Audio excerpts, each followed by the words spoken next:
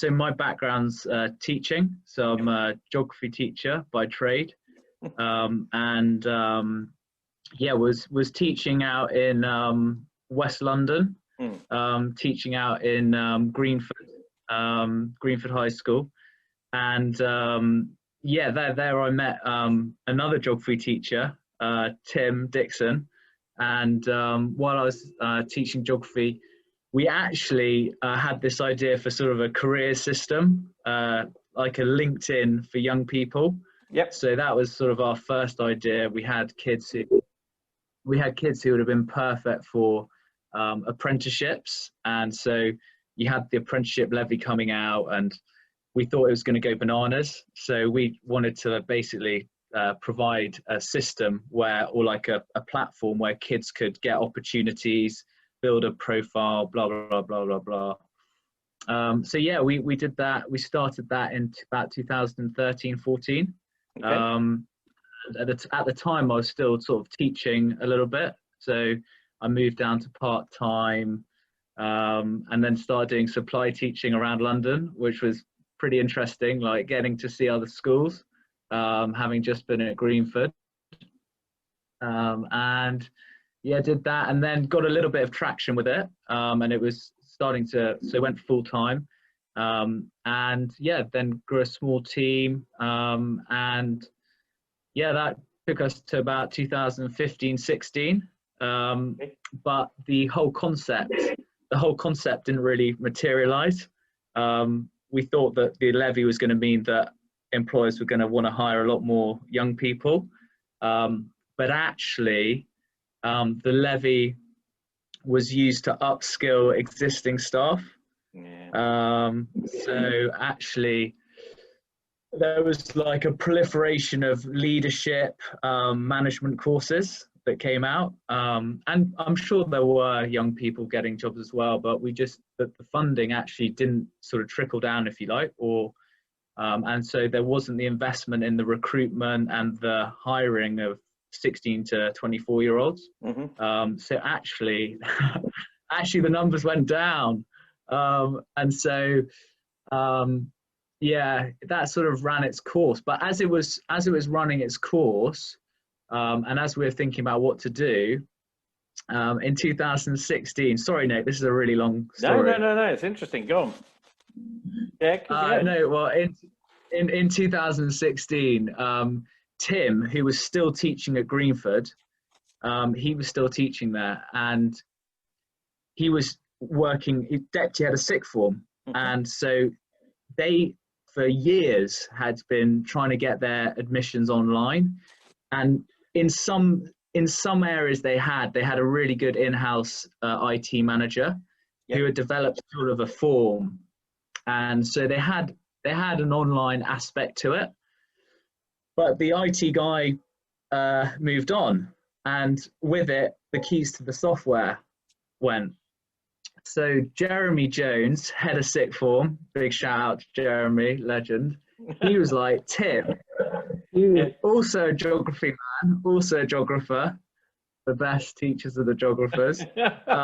He was like, yeah, or Tim, he was like, Tim, what can you do? Can you get your guys who have been doing this ULAS career system? Yeah. Could you build an online admission system? And so Tim was like, I'll see what I can do. And so he got one of the team to allocate focus on that. Yep. So just developing basically a form, if you like, and then a system to manage the applicants. Okay. And it did a few other basic things like collect references, and some quite nifty stuff on enrollment day about getting kids into classes. And so, yeah, that was it. 2016, that was the start. And then we quickly realized that looking at the numbers, did a bit of research and looked across the sixth forms in the UK, well, in saying that, in England, and about 70% for their sixth form applications, they were still downloading, using downloaded forms. So that's when we thought, hang on a minute, this isn't just a problem for Greenford. This is something that is going to be helpful for other schools. So yeah, that was for me, like it was great seeing it for Tim, and it was great that I was working for Greenford, but to know like potentially other schools would want it, that was like a confirmation that it could be useful. It could be useful beyond Greenford.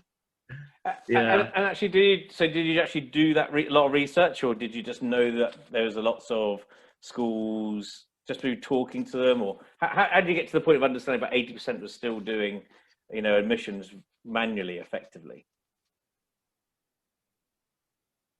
Well, that was yeah. So that was when Tim was like, we're doing this in Greenford, I was like, that's great. And it sounds really like it's going to be useful for them. And then looked at the schools in the UK, and you just went onto their websites, and some of them did. They did have, some of them had online forms like baked into the website builder. Yeah. So we said, fine, let's say they're off for now. But still, there were 80-70% that were using, some weren't even using Google Forms. So we were like, well, there's a need here. But very quickly, we realized that it's not just a form. Like that was one of the things I was like, what are people not just going to use Google Forms? To Tim, I was saying, Tim, there's Google Forms, they can capture the data. So I didn't really have the subject knowledge because I hadn't worked in the sixth form. So it's really Tim he's he's a bit more mature. He's a bit older. He's been working in the schools a bit longer than I have, but he's working in the sixth form for, let's say, maybe 15 years. Okay. So he really got it, and he really understands the journey. Yeah. So he develops the product. Yeah. So when you say mature, he's a little bit older. Yeah, exactly. Yeah. Yeah. So it's interesting. Looks great for his age. I'm sure he does. More hair than me, anyway. Yeah. Cool. Well, that's, I suppose. So that's a really interesting place to be as well, really. So you obviously understand schools because you work in schools, which is great. And at the same time, you identified a particular need, along with the admissions piece going into sixth forms. So I'm assuming now, and looking on your website as well, probably know some of this, but ultimately you also have a system that works obviously at year 7. So that first intake into a secondary school, and have you diversified into independents, which actually have a much broader sort of requirement as well, don't they, for admissions? Yeah. So I suppose we're 2020 now.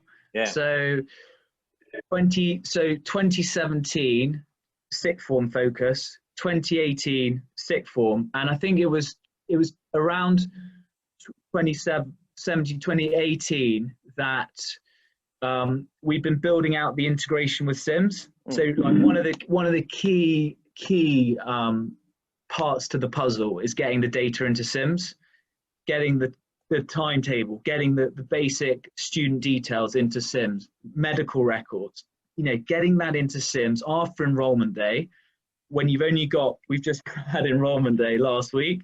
So this week, all our schools are whizzing the data across. But typically, that exercise can take, not full time, but it can take weeks. And there are changes, blah, blah, blah. So for our schools, one of the most important parts was getting that data into Sims, and as much of it as quickly as possible. Mm-hmm. So come 1st of September, hit the ground running, all the classes, blah, blah, blah, all good. So that was something we were really focusing on. And then the schools were saying, well, if you're doing this for sixth form, okay, we have 10, 20, 30, 40 external students. Maybe Greenford had even more, 50. At year 7, we have 200. We have 200. So this, okay, we get the data from the ATF, we get the CTFs from the primaries, but we really want to collect more data, and we want it refreshed, and we want to know it. And there's more stuff we want to collect. And so can this work for us at year 7? So about 2 years ago, that was when some of the schools who had been using it at sixth form then started to trial it with the year 7. But like with all these things, there's always complications, and at sixth form, it's the students doing it. At year 7, it's the parents. So then we needed to develop a parent portal, if you like. Yep.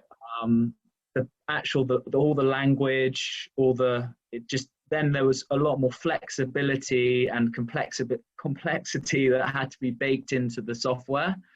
So what seemed like a simple thing, why can't we just do this for year 7, which is true, it's just an adaptation.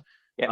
When actually going through the process, we've had to learn a lot as well, and it has taken time to do that.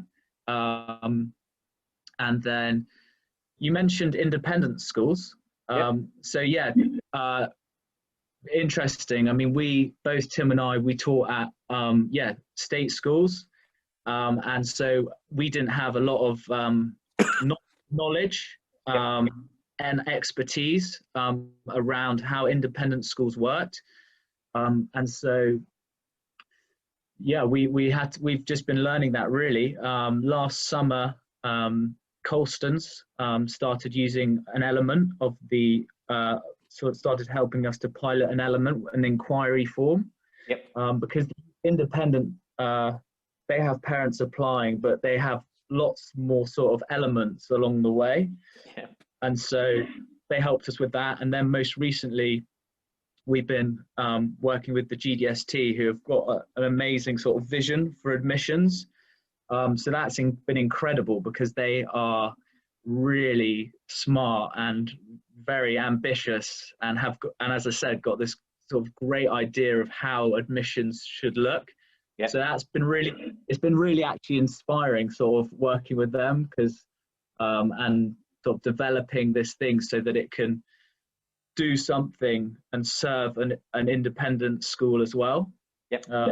So yeah, like all these things, it's an evolution, and things develop over time, I guess. But we're just sticking with admissions, with the admissions. Well, do you know, there's a lot to do in admissions. You're right. I think you look at the independent requirement. It's quite a complex sort of requirement when you look at things like entry exams and fees and even when you get down to like you say entries, so inquiries, and some of these inquiries can be like years ahead of when the child is about to enter. I've seen it where even parents have inquired before the child has been born. So I think it's much more complex, much more wider sort of requirement. But it seems like though that you and your company are without a shadow really listening to your customers really well. It's quite interesting hearing you talk, because you're quite passionate about it. You like what you're doing, but at the same time you can tell that you're listening constantly to where your customers are, what they're talking about, and how they want to adapt to the solution.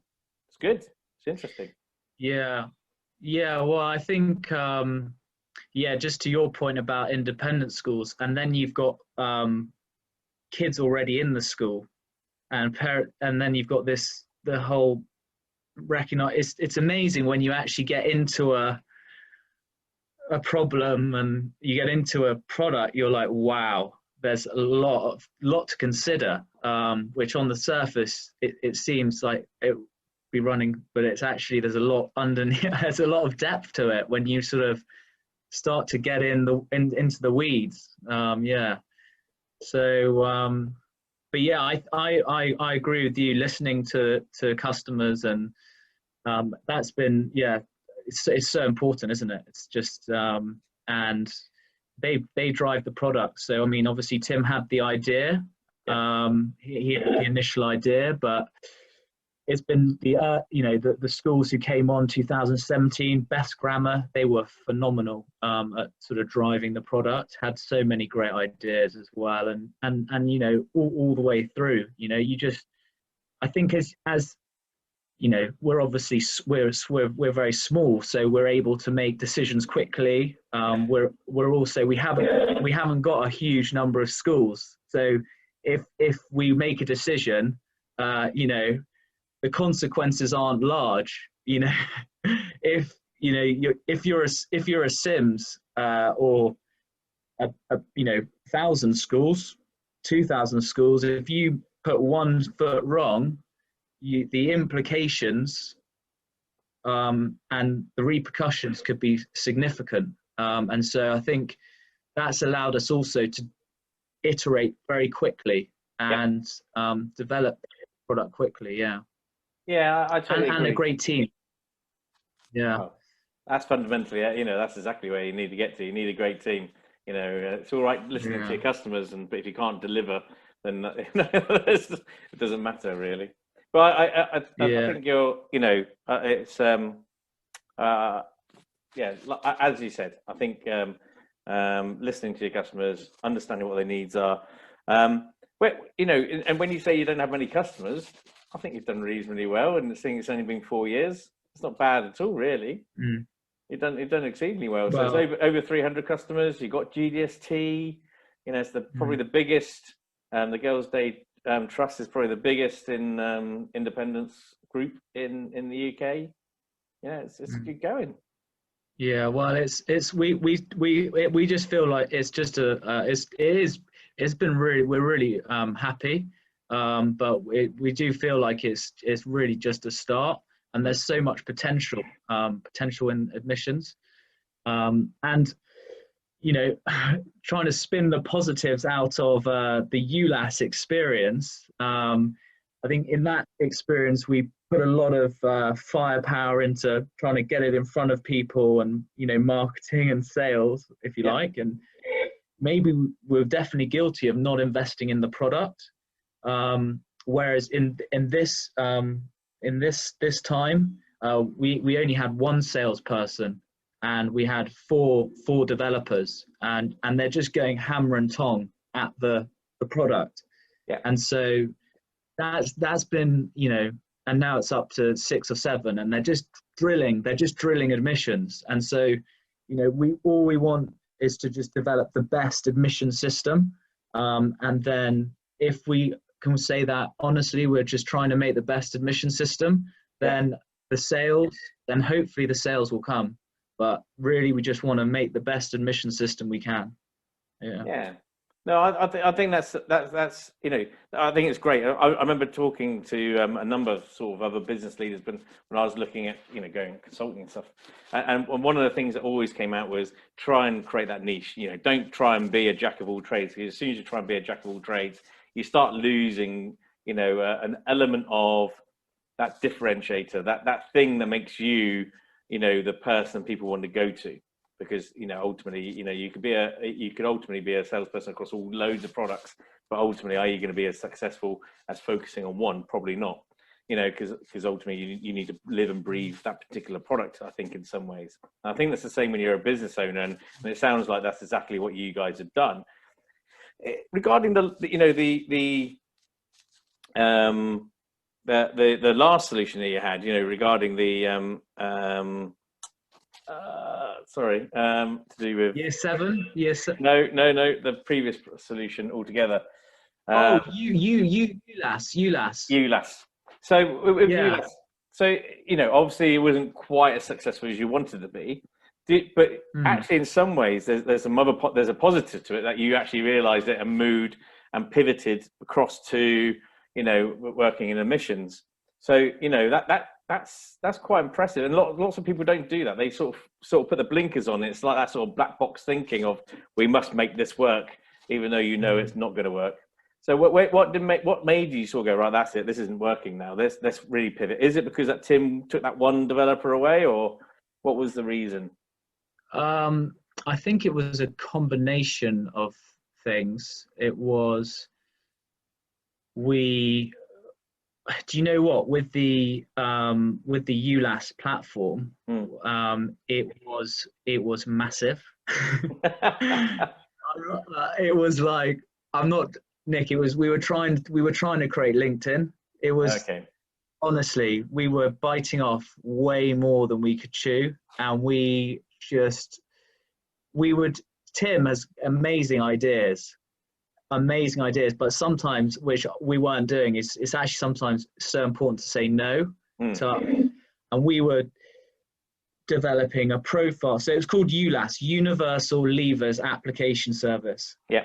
So the concept is, wherever you want to go, admit ULAS application, you'll be able to create an application to go to the universe. Yeah. I like the strap line. Yeah. So university, you can go there. Apprenticeships, you can go there. World of work, just create your ULAS profile. Work experience, you can find it. That was the idea. But what that means is that then we're developing the profile, developing this thing for university, personal statements, developing this thing that would convert into a CV, but then also trying to create a marketplace. Okay, which in the marketplace, university opportunities, so you do open days, then you're like taster days, then you're like, okay, do we try and hook in UCAS? Do we try and get the database from UCAS? Get the apprenticeship API? You know, that is massive. Do we start spidering? Do we try and be like Expedia for work experience? Wow. Where does this end? And then, what about alumni is really in? Why didn't we try and get an alumni tracker on the back end of this thing? So we were trying to be all things to all people, and we just, and I said we had two developers working on that. And you need an army. You need an army to do that. And we were giving it. You won't believe this. We were giving it to schools for free, because the idea was get the user base, and then the employers will come. Yeah. So that was the idea, which makes sense if the employers have got some money. But these days, and to be fair, in the school market there was quite good competition already. Or you had Unifrog, who were doing a careers university search, and they started to develop an apprenticeship search, and some of the building what's personal statement, Bridge U, and then you've got careers platforms anyway, like Fast Tomato, you explore. You've got a lot. There's a lot there, and there's a lot of free resources, and then on the other end, graduate recruiters were going into the school leaver space, and they had great relationships with the employers. So yeah, it was I don't know if I'm answering the question, but I think what changed, why did we pivot, was that it was becoming clear to me that this thing was going to need a lot more. You'd need to finance it properly. You'd need to raise millions, frankly, to actually make it work. And actually, to be fair to them, I don't know if you know Ewan Blair or White Hat White Hat, Tony Blair's son. They've gripped it, and they've actually they're doing a great job there. They're actually creating that sort of model of linking young people to employers, and they built out a proper platform. So it'll be really interesting to see where that goes. But that is, I think they've done the right thing, and you need to, it needs to be really. You do need to, you can't. But it's got to be serious, yeah. So yeah, thank God for Tim. Thank God. I think we have, but it did mean it meant basically, Nick, we went from 2013, 14. and then it was like, you know, not a bit cliche, but it was it was like starting from scratch, you know, in a way. You know, we had a bit of legacy, like goodwill with the schools. Yep. So we had, you know, we had some relationships there, but you know, it was like 2016, and then it was right. You're basically having to start us from scratch, and so it you know, it was some serious, like it was like doing a double marathon. Um, yeah. So, and it's still not over. Well, it's never going to be over. Yeah, exactly. Yeah. Yeah, but it is great. It's great fun. It is great fun. Yeah. I think it's good. I think it shows that you know, you guys have learned from that experience one way or another, and now moved on to this, you know, onto the next business, and like I say, there's lots of businesses that don't pivot because of the fact is they just feel it's the right thing. They have to make it work and spend a lot of money, and eventually, you know, obviously nothing occurs.